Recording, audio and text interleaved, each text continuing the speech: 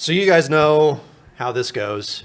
If I thought about it, I would have brought like an '80s style boombox, and Wait, these guys can sing the song and play the intro for y'all. Right.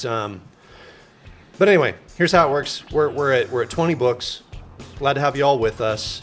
This is just going to be kind of a fun interview that we're going to have here with Rick Partlow here, and you guys don't have to be quiet or whatever. You can talk, you can laugh. I don't care. None of us care.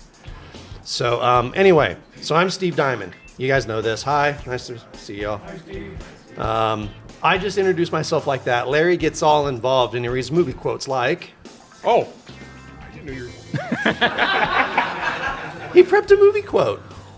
There he goes, one of God's own prototypes, a high-powered mutant of some kind of never even considered for mass production, too weird to live and too rare to die. All right. Now today... I didn't know we'd started. Yeah, we started. All right. So today we're pretty excited to have Rick on as our guest. We've known Rick for a minute here. As Larry says, Rick is awfully prolific. How do you introduce Rick, Larry? The Machine. Rick the Machine Partlow. All right, Rick, why don't you introduce yourselves for obviously our WriterDojo is recorded in front of a live studio audience, people, and then for the people who will be listening to this later on. Hi, I'm Rick Partlow. I am originally from Florida, live now in Wyoming, and I started writing science fiction when I was a little kid and got serious about it after college, tried to get traditionally published. I had 2 books written, which are Duty, Honor, Planet, and Glory Boy, Birthright. 2 of the first ones that I published myself. And I had an agent and lots of high hopes. And when that did not happen, I kind of crashed to the ground and didn't finish another book for about 10 years. And then when the Kindle revolution happened in about 2010, I had a friend of mine, very close friend, I'll be eternally grateful to, came and said, "Hey, you should publish your books on Kindle." So I wound up doing it, and they did pretty well. I wrote sequels to them way too slow. It took me a while to get to the machine level. I was writing like a book a year until I picked things up and started, making a process out of it. And now I have 64 novels completed. I think 62 of them are published already. I used to self-publish, but now I work with Athon Books, and I have a couple series with Variant Press. I had one with Permantha Press until they kind of sold it to Athon. So I'm working with small presses now, and I've been doing pretty well. I've done well enough to make a living at it now for about almost 7 years. Which is really impressive. We were up against each other for a Dragon Award once, too. We were, yes. I feel like losing it to you was honorable. No. To be fair, though, we even talked about that beforehand, because I plugged everybody else I was up against, because I liked everybody. Like, everybody I was up against that year was, like, really a good, solid writer. And I remember talking to you about it, and I was like, dude, it's Dragon Con. I mean, and they're just enthusiastic fans, and getting in there it just means that you've been recognized, that people like your stuff. Exactly. Because it's a big crowd there, and so just getting recognized for a Dragon, that's huge.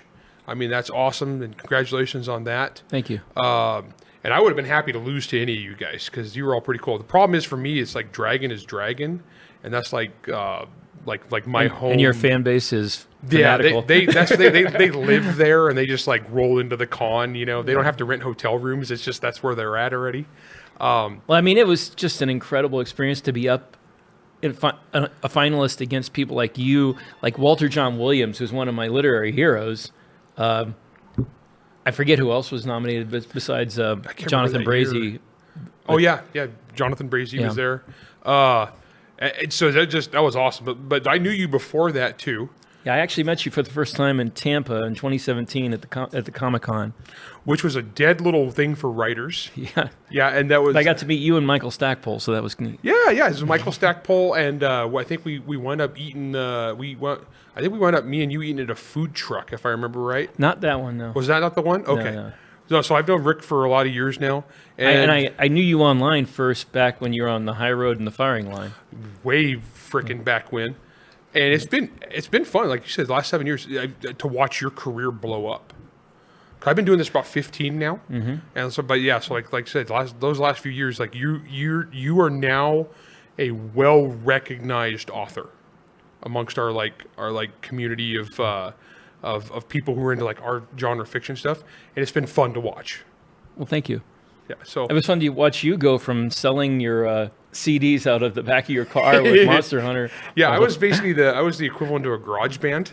I mean, better that than like opening your trench coat and having them there, right? Yeah, I'd open my trench coat and it'd be like $25 print-on-demand paperbacks. Hey, kids, want some candy? That's a bulletproof trench coat at that point, then. Hey, kids, you want some gun nut fiction with monsters in it? And they'd be like, yes, mister. And I'm like, sweet. So now I'm on another watch list. Well, so we're going to talk about we were talking before the show, because whenever we have a guest on, we like to ask you guys like what something you feel passionate about, what's something you want to share with the audience, and you had an interesting one that you wanted to talk about today. Yeah, I was at this show, especially at 20 Books. I wanted to talk about the definition of your personal definition of success as an author, because I feel like a lot of authors. I mean, I've been able to make a full-time living at this, and I'm very grateful.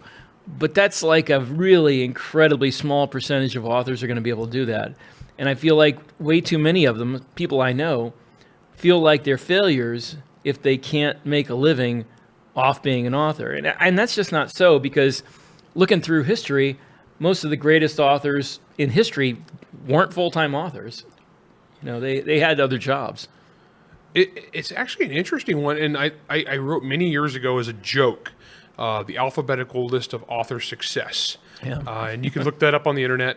And I wrote it as a joke, but it actually is a strangely appropriate thing, because everybody has like a level that you're at as an author, and the whole thing is just about getting yourself to the next one.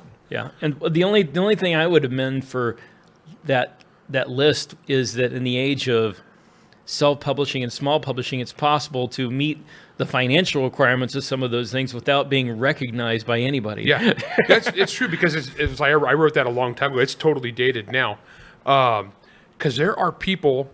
It's funny too, because like when you're arguing with some dork on the internet, they'll always be like, "Well, I've never heard of you." Yeah. It's like, dude, there are literally musicians that sell out stadiums that I've never heard of. Doesn't make them less of a musician, right, or less of a cool band. There's movies that have made billions of dollars that I've never watched. You know, the world's a big place. Yeah. So part of the fame thing is like, well, I've never heard of you. It's like, doesn't matter if you have heard of me. If like 100,000 military sci-fi and space opera fans have heard of you, then you're good. Well, that's part of, not the definition of success, but that's part of, if you really do want to do this full time, and you're not in like the very small percentage of people who get traditionally published and have a full size, big publishing company backing them and putting their name out there. The key is to hit a genre, hit a audience that is hungry to read what you're writing, and do it better than most of the other people. Because it's not what I imagined when I was like 25 and trying to get Trad published and had an agent. I was thinking, I'm going to be signing books in a Barnes and Noble, and their books are out there. And at this point, in my life, there aren't that many bookstores, and most people get their books online. Amazon sells like 90% of the books that are sold in the world. So it's a different definition of success now than it used to be. Yeah, the 15 years I've been doing it, the industry's changed, and people always ask me, it's like what's coming next, and I don't know. And we've had whole episodes of the show where we've talked about that. Anybody who claims to know doesn't, or they're trying to sell you something. On the success thing, like even the book signing thing, that was like a running joke for a lot of years. You know, you're not a real author unless you have X number of people at your book signings. Yeah. But I heard a story one time. It was before the HBO show came out. Larry. No, I never will be. I've had 400, and that still doesn't count. So George Martin was signing at a Barnes and Noble, right? And he was in the and so they get on, and this is before the HBO show came out. And the bookstore manager told me this story. And so the bookstore manager gets on the PA at the Barnes & Noble and says, author George Martin of the Song of Ice and Fire or whatever is going to be in our cafe signing books in 5 minutes, right? And the manager said there was like 5 people sitting in the cafe. He made the announcement. 3 of them got up and left. So even authors who go on to make like stupid amount of money because they got a TV show doesn't necessarily. The fame thing is so fleeting. Well, and there's a huge misconception about the whole book signing like status thing that we have, right? Back in the olden days when I was at bookstores and I was managing bookstores, it was authors on average would sell 5 books at a book signing. 5. And that's not, I mean, that goes for guys like me or Rick or whoever. On average, 5. And so, but I think we all had the same thought, right? We're like, oh man, it'd be really great to be sitting there at that bookstore, have the line going out the door, rabid fans, they're throwing their shirts at us or whatever. I don't know, whatever they do at book signings. We didn't know. And being all excited for that. I remember my first book signing. It was actually, it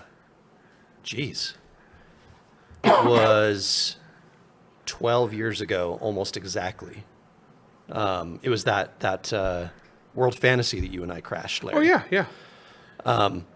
It was my very first signing, and I signed 3 books. I was like, all right, I've made it. And then, I hadn't made it. I've had in one book tour where I would go to a bookstore and I would sign 100 books and I'd have 100 people and it was awesome. It was a big party, big bunch of fans, good time, awesome. Drive to the next town. I'd have 3 people. Yeah. Literally between the difference between like Thursday and Friday. You know what I mean? It's such a weird thing for people to base anything on. So for any of you out there listening thinking that is like an actual thing, it's fun. It's a fun thing. Does it make much business difference? It used to in the old days make a little bit, but honestly, as time has gone on and as Rick was saying, more and more stuff has gone online, I think it makes less and less. When I do them now, it's more a chance for me to socialize with my hardcore evangelical fans. And when I say evangelical, I mean that guy who spreads the word of Monster Hunter. Yeah. I love that guy. And so that is a guy that I will travel across America and hang out with, him and a bunch of other people at a bookstore because that's good marketing. But overall, for most authors, I have been to exactly 0 book signings. Yeah, see, there you go. And you're making a living off this. And when I was younger, my vision of success was to have everybody knew who I was, And at this point, though, I am very happy being anonymous because I see the kind of attention that the people who they do know your name get you, and I'm like, Yeah, Rick's looking at me as he says it, and sitting in the audience, we have Michael Rothman, M.A. Rothman, and other guys who are recognized, and sometimes that is not the funnest thing in the universe for you. I mean, I am just as prolifically obnoxious on Twixer or whatever it's called now as tag you in sometimes as Larry. But the thing is, people still don't know who I am, and there's people look up my name and like, oh, what do you write? This fantasy science fiction BS, and I'm like, yeah, that's what I write. I remember me and you had somebody we got. Speaking of marketing, you were fighting with somebody on Twitter. I think it was you, and she was trying to say something that you hadn't actually said, and I'm like, yeah, he never said that. And I was very polite with her. And she got really mad at you, though. Yeah. And then she said, you were a writer too. She's like, well, I'm never going to buy your books. Yeah. And I said, well, that's just hurtful. And so we just said, and so this actually turned out to be some guerrilla marketing where as I took her tweet, we're saying, well, I'm not going to buy Rick Partlow's books ever again. I was like, it's a real shame that if you guys were to counteract this and then share your receipts. You know, the funny thing, I never really did much on Twitter. I had 68 followers when that happened. Now I have over 1,000. Oh man, that was fun. That was fun. So sometimes marketing opportunities are like in the most unlikely of places, but you got to be organic about it, you know? Oh, yeah. Because there's no way I could just provoke a crazy woman into attacking you for book sales. Well, you could, but it would be labor intensive. I'm curious, Rick, at what, because you said a couple times, like, you know, early on you had these ideas of what success looked like. And then, so what was the point where it changed for you? I think that, I think it changed after the letdown. Mm-hmm. After the letdown, you know, and I'm like, oh my God, I'm not going to get this publishing contract. You know, I'm not going to be the next Walter John Williams or William Gibson. Then I'm like, it'd really be nice if I could get people outside my family to read my books. So your mom said it was great. Yeah. So when I put it on Kindle, I mean, this was way back in the early. This is before shows like this or blogs or podcasts. Nobody knew what they were doing, and the very few that did made buttloads of money. It's kind of the Wild West gold rush. Yeah. This is back when, you know, what's his name, the guy with wool. Hugh Howey. Hugh Howey. Hugh Howey. This was when he was making his chops, you know, because he knew what was going on. When The Martian made $1 billion. Yeah. So I put these two books on Kindle for 99 cents each because I figured nobody's going to pay any more than that for them. And I made these homemade covers with a publicly available image from the internet, and not even book cover shape, just square, with the Photoshop titles. I put them on there, and I sold 30,000 copies of them in 3 months. Wow. Which was a lot, but at me getting 30 cents a copy, Right. it meant, which, you know, it's still $10,000. So when I hit $10,000, I'm like, you know, maybe success is just me getting some money out of this.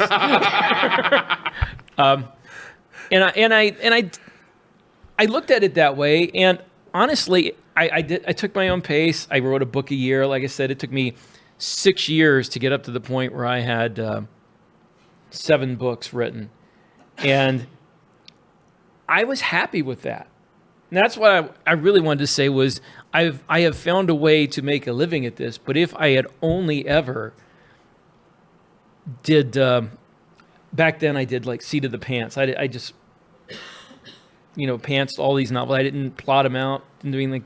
Took my time. Wrote as the muse hit me. Not like Ringo, but you know, a little bit less intense. Normal muse. Yeah, normal muse.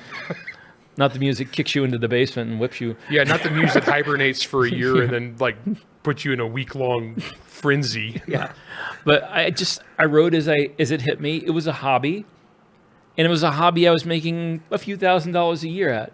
So I could buy a new camera lens or go on a trip, you know, and that was, to me, that felt successful. And when the time came that I did hit it bigger financially, which was when I wrote Glory Boy, which for some reason, still unbeknownst to me, I did no marketing whatsoever.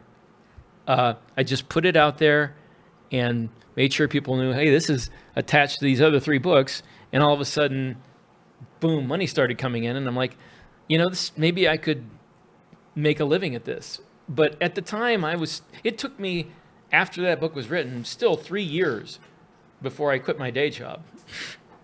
And another year and a half after that before my wife did.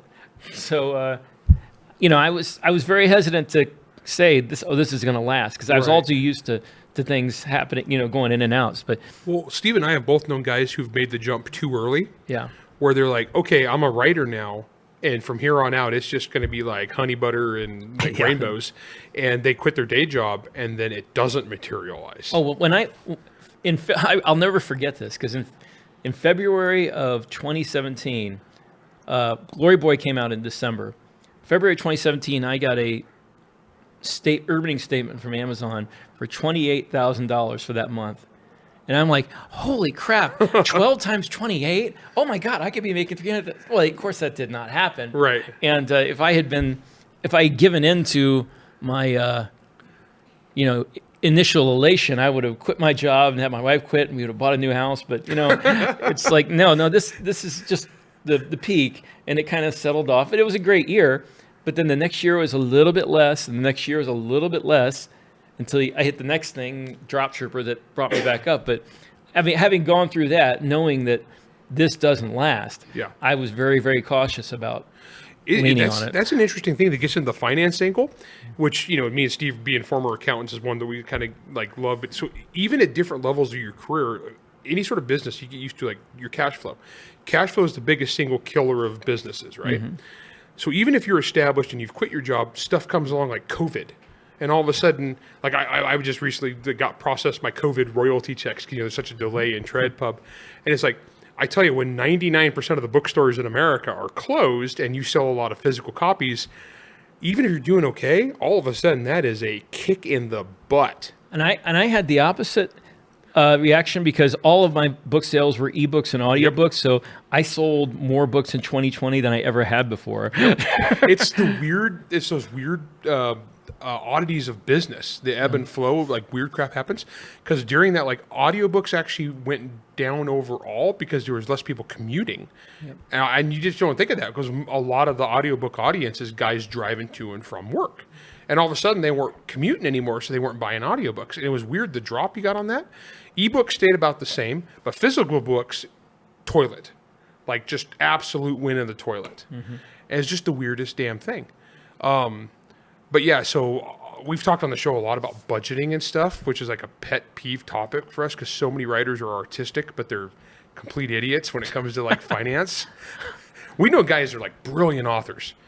Brilliant authors. In my opinion, and this is just as a layman, the best artist of any kind, singers, authors, actors, have a tenuous connection to reality. Oh, yeah.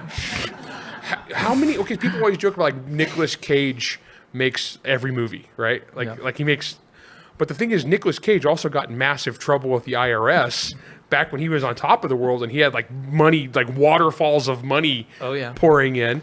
And a lot of actors get in trouble with the IRS. Wesley Snipes, yeah. When a massive authors, artists, whatever, when they say, so at what point should I start paying taxes? You're like, ooh. That'd be the first point right off the bat. And we just, us accounting guys, our eyes would get all big. We'd be like, what? Like I start getting anxiety on their behalf. Like, oh no, like the IRS and their 87,000 new agents with guns are going to come bursting through the door at any second.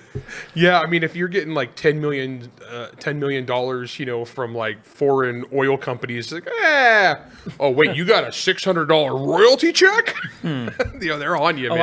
I can't tell you how confusing it was to me when I got my first 1099. I'm like, what do I do with this? It's like, what does this mean? Yeah. Well, because most people, you're a regular salary employee, and they take the taxes out, and then at the end of the year, you get money back. Exactly. And writers come from that pool of normal people, and then all of a sudden you get like this big fat royalty check, and you're like, I'm gonna go buy a car, and no, that's what withholdings are for, guys. And totally different topic. We're all screwed up because this is a live session, so we do need to take a commercial break. Yes. Which for our live audience, it's gonna be like 3 seconds. Yeah. But for you guys at home, listen to this. Nothing is ever as it seems. Alpha One is participating in a first contact diplomatic operation with the Corteians, Omega's first. Unfortunately, it's going to split the team. The stringent exchange requirements narrow the list to Echo, PGLEIA's top Division 1 agent, the man being groomed to be the next director, and Omega's partner. A plum assignment for the pick of the crop. But Omega doesn't see it that way. She is determined to stop the mission from going forward at any cost. Why is Omega trying to scuttle a diplomatic mission? Is something bigger, more menacing happening to her, to them? Can Alpha One survive? Book 4 in the Division 1 series, Tour de Force by Stephanie Osborne. Available on Amazon now. Pick up your copy today. Welcome back, everybody. I feel so refreshed. Oh man, it was a really long break. It lasted 3 whole seconds. Anyway, okay, so we're back with you, Rick. You've kind of taken us through the early parts of your career and a lot of the mental shifts that happen with you. So you mentioned early that you were kind of doing the one book a year sort of thing. So at what point did that shift over for you? And you're like, you know what? I need to write like 9 million books a year because that's apparently what I do now. Well, it happened kind of organically because the book that made me take off, Glory Boy, it was when I originally came up with the characters for my Birthright trilogy, they were all fighting in this war. And I had plotted out, just in my, made a lot of notes about this war, and I was going to write a book about that. But as it turned out, when I was writing the 2 books to try to get published, my agent said, maybe not a war story. So I turned it into a post-war story with a guy who was a enhanced commando during the war, who's now like a cop on what used to be a small agricultural colony, but has turned into this huge mining colony with all kinds of crime. And I had all these notes. I had flashbacks that he's had during these 3 books to the war. I'm like, well, I know everything that happens in the war. I'm just going to put all that together and write that book. And I had to write it all down to make sure I didn't, get anything wrong and contradict myself, which meant I accidentally outlined that book. Can't believe and you. it took, and as opposed to taking a year, it only took me 3 months to write. Oh. And I'm like, light bulb goes on. Mental breakthrough. Yeah, it's possible to write faster if I actually know what I'm going to write first. Interesting. You shut your mouth, Rick. So the next series I wrote 4 books. I outlined them all, and it took me like a month and a half per book to write them. And from then on, I just figured, now this is going to sound like heresy to a lot of people because I read all the writer Facebook groups and blogs and everything, and they're like, oh, writing is rewriting. Well, that's not how I write. I did not get this way immediately. It took me years and years and years of practice. But when I write basically, my outline is a first draft without the, narration and without the dialogue. It's like a 10,000 word outline for a 100,000 word book. Okay. And then my next draft is the final draft except for corrections. I write the next draft is like everything, and then I send it to the editors and make whatever corrections they say, and that's it. I don't write multiple drafts of a book. I write an outline that's about 10,000 words, then I write the final draft prior to editing. So your first pass must be pretty dang clean then. I have been told by multiple editors that it's the cleanest thing they've ever read. That's cool. And there was a reason for that, because also this goes against a lot of what I've heard in process for a lot of people. But a lot of people disengage their internal editor when they write their first draft, and they just get it out there on paper. Right. I don't do that. I write a lot of words in a day, but I don't write them. I know a lot of people do sprints where they'll just do it fast. I write from morning till night, and I take my time, and I read what I just wrote. And that's why it takes I do 3,000 words a day every day, but it takes me from when I get up in the morning to when I go to bed at night. Not the whole time. Obviously, I go to the gym. I eat dinner, but whenever I'm not doing other things, I'm writing, and I'm writing in a way where I make sure that everything is clean. Unlike what also other people do, I do not skip over things and come back to them. I do that, yeah. Yeah, I will belabor names in the outline phase, but sometimes it'll be like a word. I want to use this word. What is this word? And I don't just put it down find that word later. I just sit there and look up that word then. And it takes time, but it works for me, and then I get a really clean first draft. And the advantage of getting a really clean first draft is I write a book in 30 days or 45 days. I send it to the editors. I started the next book, and the next thing I see of that book is me just going through accepting edits and things like that, and then that's gone. So I never have to step back into the headspace of that book again. That's interesting. It's fascinating to me because there's so many different processes available that we, because I'm watching the writers, I'm looking at like people, as you say something, they're nodding along, and the other stuff you say like that, and they're like, huh? Yeah. Because I do it totally different. But it's interesting to me that they both work.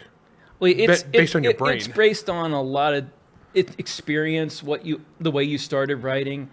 A lot of what works for me as a writer is unique to me, or at least rare enough that I haven't met anybody else. I started reading adult books, but books, Easy there. books written for grown-ups when I was about 4 years old. Yeah.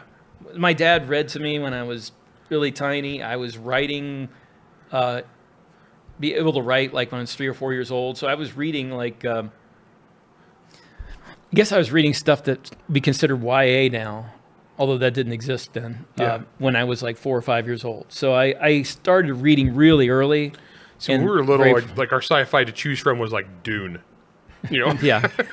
Well, I mean, I did read Highlands Juveniles. That's what really, that was the crack for me. That got me into it, you know? It's the Silver Spaceships. Fantastic stuff. And I was growing up in the early 70s, so I had all the NASA stuff and the moon landing, you know, and it was enough to get me hooked on science fiction forever. But reading that much, and I would read like a book a day. I could read really fast. Still can read really fast when I have the time to, which is rare. I'm sure you're probably like the rest of us where writing has kind of killed reading for you. It hasn't killed it, but it's just I don't have time to do it on a normal basis. I can do it when I'm like resting on the porcelain. Oh, you have your toilet novel ready to go. I have all of them. Oh, Yeah, you got your phone. I got my phone. I know some people hate to read on their phone, but I've got thousands of novels on my phone and Kindle, and I read them when I can, like, you know, in the doctor's office or whatever. So, I got a question for you about your process then. Do you find that you work consistently throughout the year? Just like you go from one book to the next book to the next book? Or do you have like gaps? Because now that you're doing the outlines, do you have like thinking gaps in there? what usually happens is I will finish one book, and then I will take probably a week to outline the next book I'm going to do. If it's a new series, like totally different characters I've never seen before, sometimes I take 2 weeks because that takes more time to invent new people. If it's like in a new universe, sometimes that really takes that whole 2 weeks. Like I'm writing a new series that I started called World War Mars for Aethon, and it's a totally new universe. It's totally new backgrounds. So I took a full 2 weeks. I just had to sit down, come up with when is this, what's going on, you know. But if it's in a universe that I've already written in, like I have a huge universe. The Drop Trooper books are in this universe. Those are really popular from what I've seen. They seem to do really well. They bought me a house in Wyoming. They're in a universe that started back with Birthright, back when in the late 90s when I was writing those two books for that agent. One of them was Birthright, and that was in a universe that I actually started inventing when I was 18, sitting in church, a little board with I had a folded piece of paper and a pen, and I was drawing a futuristic commando. Because I read a bunch of articles and stuff like, I don't know if you remember There Will Be War, the anthology by Jerry Pournelle. Yeah. And A Step Farther Out and all that. I used to read that stuff, and I'd read Aviation Week and Space Technology and Analog and all that. So I had all these little bits of data about the ideas for future wars. And I took all of them together and put them in this commando-looking guy and started thinking right there, what would he be doing? What kind of a war would he be fighting? What kind of a society would have produced him? And that was the beginning of me producing the whole Birthright universe, which wound up being Drop Trooper. So if I have almost 40 years of background in my head and written down about this universe. So anything I write in here, it's easy. It takes a couple of days to write an outline because everything's the whole history of it. I have like 40 books in this universe, so it's so fleshed out in your head. It's so ready to roll. So that I can do in a couple of days. But if it's something new, that can take a couple of weeks because world building is fun and I love doing it, by the way. But it can take some time. Yeah, it's one of those like when we did an episode about productivity because everybody's different. And this is something that me and you talked about a little bit before the episode too. And you can never ever compare yourself to somebody else because your brains work so different and your process works so different. And I think what all of us have to do is we have to find what's our comfy what's our comfy rate. And it's like sometimes, how long does it take you to plan? For you, if it's Drop Trooper, it's a few days. No big deal. You're ready to roll. If it's something new, you're looking at a couple weeks. For me, new series, it's going to take a little bit longer. That's just like how my brain processes. If you're doing 3,000... process? And probably if you're writing in like a modern day fantasy, it probably takes even more research because you can't just make up everything. Yeah, and that's one of my problems too. Is like so like when you talk about like if you'll stop your workflow to go look something up. If I'm writing a modern thing, I just go, my little thing is XX, and then I do a Control F at the end and then go through and find all the XXs. That's all the stuff I need to research. Yeah. Because a lot of times if I'm writing like modern universe stuff, it's got to be spot on or my audience like loses their crap. I've written like 2 series that take place close to modern times, and it was so much harder to actually have to look at where places are and what the roads are like. Because I usually I can make that stuff up, but I told you about that Gates of Eternity series I wrote, and it takes place in basically the modern day Wyoming and Nevada and places in some Eastern Europe, and I'm like, I had to spend hours and hours going through on Google Earth, looking Yeah. at stuff. Because the second you get that stuff wrong, people lose their crap. They're like, that road doesn't go there, and then and they'll be angry at you. It's not like so it's like me and Jason Cordova just did Monster Hunter Memoirs Fevers, 1970s LA. That's where Jason grew up. So he did all the geography stuff, and I just trusted him. Because he's like, talking about, we're going to take, the Hillshire Boulevard over it. I was like, sure. But yeah, so there's that angle too. But like, it's interesting to me. So you do like 3,000 words a week, or sorry, 3,000 words a day, consistent throughout the year. The only time I don't is either when I am, sometimes when I'm outlining, I'll do less or more, it just depends. But I take 2 weeks every spring and I go into Yellowstone and do wildlife photography. And that's pretty much a dawn until dusk thing. And I cannot write while I'm doing that. I've tried, but by the time you get back, you've been driving 200 or 300 miles a day or hiking, and I'm brain dead. I can't do anything. Yeah. So that's one time in the year I tell my publishers, everybody, I'm not doing anything. Don't try to call me. I won't have signal. So that's just leave me be. Yes, exactly. So somebody had a question, I think. Sorry. That was our 5-minute warning. Okay, cool. So for you, Rick, how much is too much? Like how much? We were kind of talking before the show about like 2020, where you'd written an idiotic amount of words. 2020, because of the COVID stuff and people weren't going a lot of places. I wrote 1 million words, 12 novels. I was writing 5,000 words a day in 3 different books at once, like 2,000 in the morning in one book, 1,000 after lunch, and then 2,000 at night in another book. And I found that was not sustainable for my mental health. Yeah. I mean, I did it, and I'm glad I did it. It worked out okay. But that's something where if I did that on a regular basis year after year, I would be like one of those hermit people, who comes up for air once a month and, hey, what year is it? Your wife has left you. Your Yes. family is gone. Your cat's in the cradle and the silver spoon. Your kids don't know you. So I couldn't do that anymore. And it wasn't even so much the words. It was trying to slip in and out of 3 different books at one time. Oh, that's brutal. And I've experimented with different things since then. I've done 2 books with 2,000 words each, and now basically I am trapped by certain business realities into writing a book a month.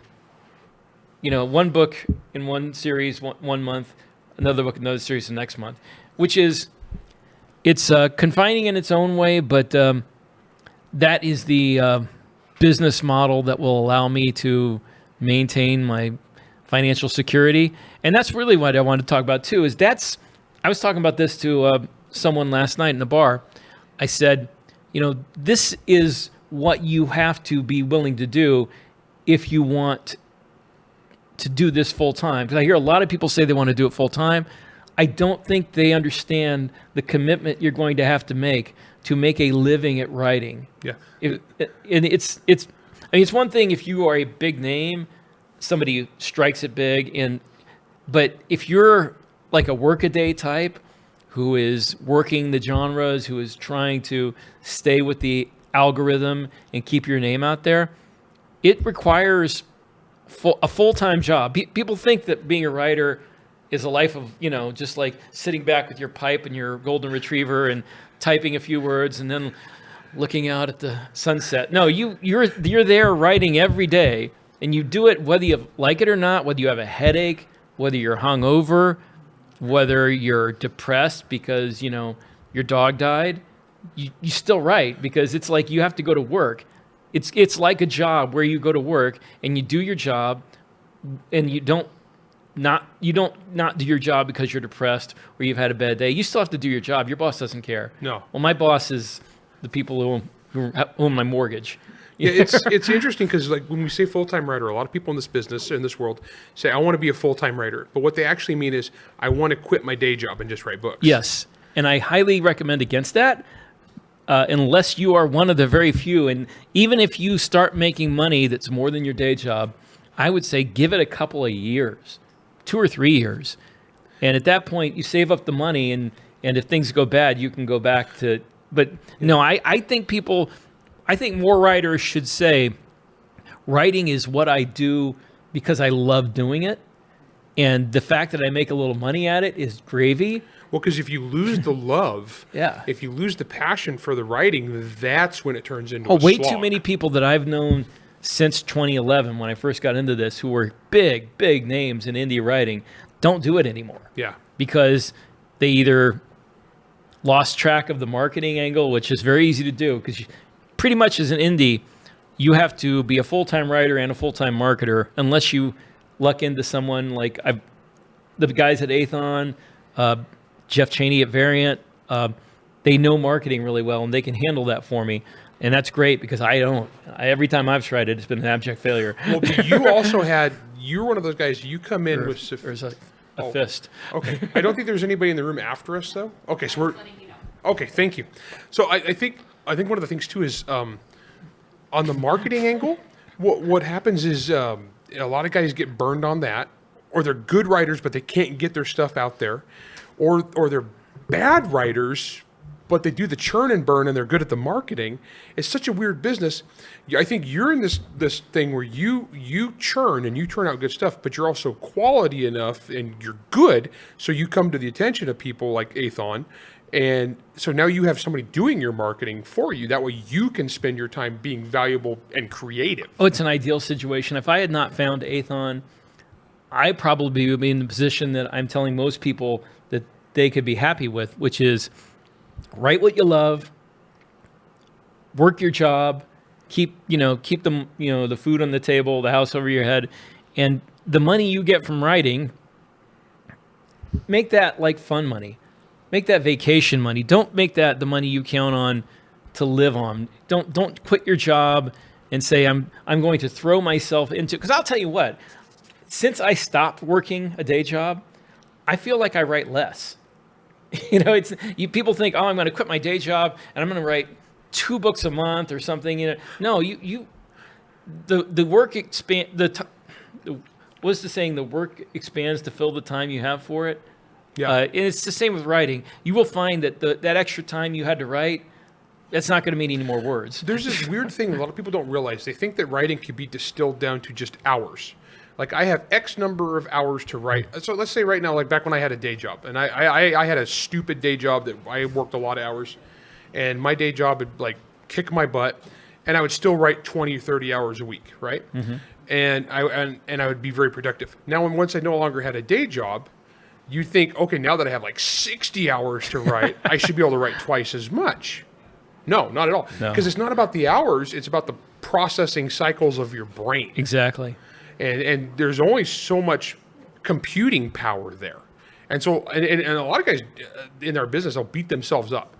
And like, so you're more prolific than I am. And I'm more prolific than a lot of people, but that doesn't make them bad. No. Because they'll look at me like, well, Larry writes 2 books a year. I only wrote 1 book a year. I suck.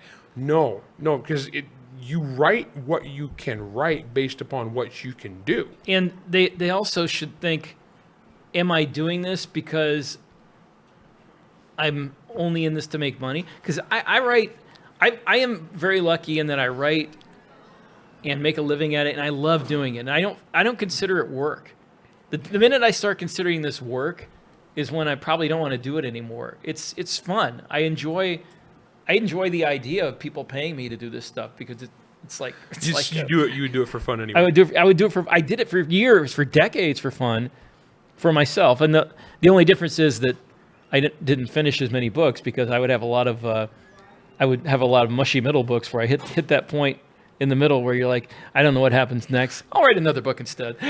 Yeah, because at that point, because there is that transition where you got to treat it like a job, but you can't lose the passion. There's like a fine balance there. And we've known too many guys who've crashed and burned. Oh, yeah. And some people, I've known people who it became a job for them and they just stopped doing it. Yeah. And I think that's... Well, I would phrase it different because I'm big on like treating it like a job. Yeah. But I think you got to keep that passion. Well, I feel like you need to treat... I think you need to schedule it like a job, but have the expectations of it like a job. But if the actual words you're writing down feel like a job, that's when some people bail. And I would too. I feel like, some people talk about, you write these tropes, Yeah, but I have stories and ideas, and I can put them in the framework of those tropes and still get people, like Drop Trooper is a buttload of tropes. It's Space Marines. I love tropes. It's aliens, space wars with battle suits. But I work into that a whole bunch of stuff like PTSD and immigrants in the country and homelessness and foster care and a whole bunch of different stuff that matters to me. And I work it in there, and the tropes still are there. They get people to buy the book. But then you get into the book, and all this other stuff is there too. And you can write what you care about, and you can put it in a framework that will get people to buy it. That's what marketing's all about. And as much marketing as I do, because I don't know the dollars and cents side of it, but that's marketing. If you make the stuff you care about writing fit into a trope, then you can be successful. That's awesome.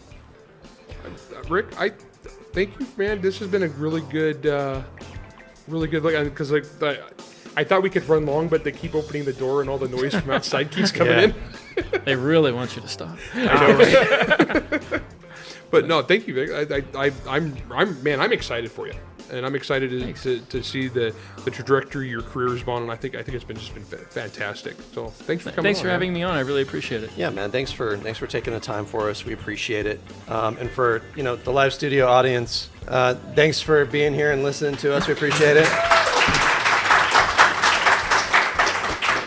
All right, so that's all the time we have for today. This is the Writer Dojo, and we'll see you on the next one. Thank you, y'all. Writer Dojo is Steve Diamond and Larry Correia. Produced by Jack Wilder and Bear and Hare Studios. Theme song, Word Mercenaries by Craig Nybo. New episodes come out every Wednesday wherever you stream your content. If you enjoyed this podcast, you can help support us by going to anchor.fm/WriterDojo, by leaving a 5-star rating and review, and by helping to spread the word. To advertise on the Writer Dojo, email ads@writerdojo.com. All questions and comments can be emailed to questions@writerdojo.com. Yeah, producer Jack was like, "No, F you, use the dog clicker," and we've used it ever since.